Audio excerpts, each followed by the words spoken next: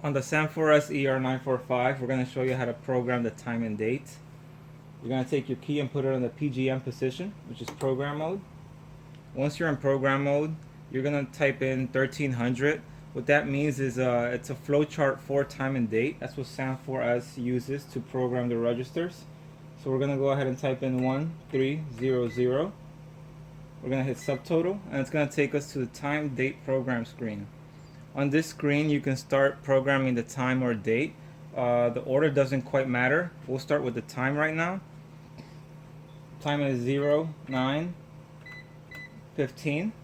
Keep in mind the register uses military hour, so if you are in the afternoon past 12, you will have to use military hour accordingly. We're going to hit X time after inputting the time and cache, and the time is set. We're going to go back to that same flowchart to program the date. Today's date is the 12th of the 4th, 2021. X time and cache.